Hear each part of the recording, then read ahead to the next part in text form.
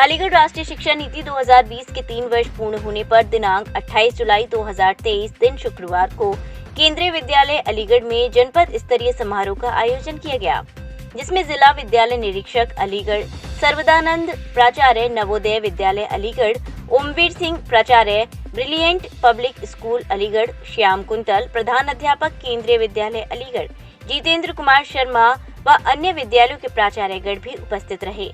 इस अवसर पर आयोजित पत्रकार सम्मेलन में जनपद अलीगढ़ के प्रिंट व इलेक्ट्रॉनिक मीडिया के अनेक पत्रकार भी उपस्थित रहे।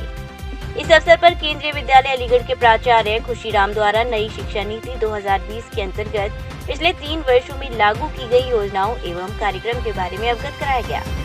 उन्होंने बताया कि राष्ट्रीय शिक्षा नीति 2020 के माध्यम से भारत को वैश्विक ज्ञान महाशक्ति में बदलने का सपना पूरा करना है।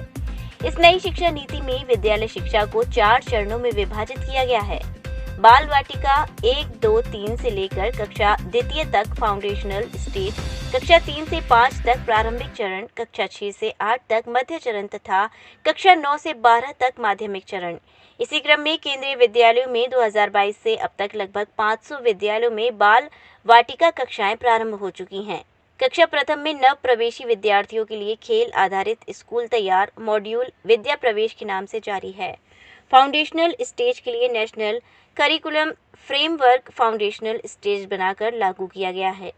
शिक्षकों को समय अनुसार प्रशिक्षित करने के लिए ऑनलाइन व ऑफलाइन प्रशिक्षण कार्यक्रम कराए जा रहे हैं।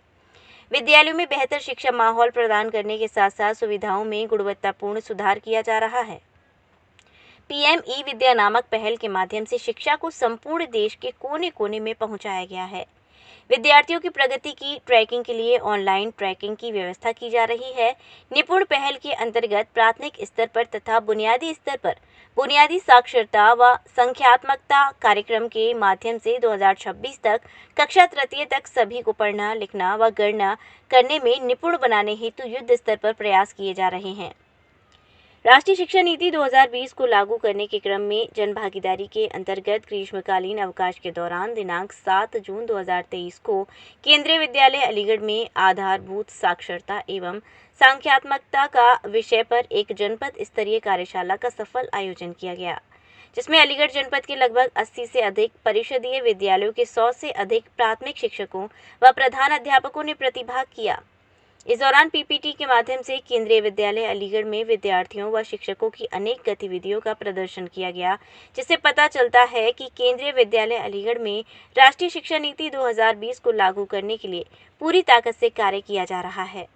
राष्ट्रीय शिक्षा नीति 2020 अब से 3 वर्ष पूर्व कार्यान्वित हुई थी और तब से अब तक जो हमने किया है उसी की तीसरी वर्षगांठ के रूप में आज का दिन हम यहाँ पर ये प्रेस वार्ता रखी हुई है। नई शिक्षा नीति में या राष्ट्रीय शिक्षा नीति 2020 में पहला मॉडल बिल्कुल चेंज हो गया है। इसमें आमूल-चूल परिवर्तन हुआ है। पहले 10+2 मॉडल हुआ करता था, आजकल 5+3+3+4 मॉडल रहेगा और इसमें अब रोट लर्निंग या खाली रीडिंग पर ज़्यादा जोर नहीं दिया जाएगा, सीखने पर जोर दिया जाएगा और इसमें experiential learning, toy based learning, foundational literacy and numeracy पर विशेष रूप से फोकस होगा और बच्चों को इसी के साथ साथ स्किल सब्जेक्ट्स भी पढ़ाए जाएंगे, जिससे वो केवल किताबी ज्ञान लेकर ही नहीं बल्कि कुछ स्किल कौशल अपने साथ प्राप्त करके विद्यालयों से बाहर आएंगे। राष्ट्रीय शिक्षा नीति 2020 के बारे में आप सभी के माध्यम से ज़िले में जो राष्ट्रीय शिक्षा नीति की विशेषताएं हैं उसको आगे पहुंचाना, छात्र छात्राओं में भी इसका प्रचार प्रसार करना, जिससे हमारे सभी शिक्षक राष्ट्रीय शिक्षा नीति के मूल बिंदुओं उद्देश्यों को समझते हुए उसको अंतर्निहित करते हुए छात्र छात्राओं को शिक्षित करने की दिशा में। जैसा कि राष्ट्रीय शिक्षा नीति को 3 वर्ष पूरे हो रहे हैं सर, तो विद्यार्थियों के मन में प्रश्न ये है कि सुनने में आ रहा था कि जो 10th का बोर्ड का एग्जाम है वो कैंसिल हो जाएगा, 10th का बोर्ड का एग्जाम नहीं रहेगा। तो ये लगातार 3 साल से जो एग्जाम हो रहा है बोर्ड का 10th का, तो विद्यार्थी पूछना चाह रहे हैं कि ये लगातार चलता रहेगा या सीबीएसई 10th के बोर्ड के एग्जाम को कैंसिल करेगा।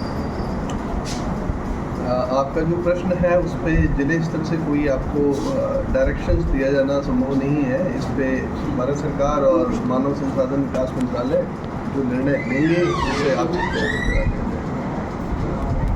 ये आपने कहा था कि स्कूलों का स्वरूप बदलने वाला है, तो वो कौन सा स्वरूप होगा, किस स्वरूप में स्कूलों को बनाया जा रहा है?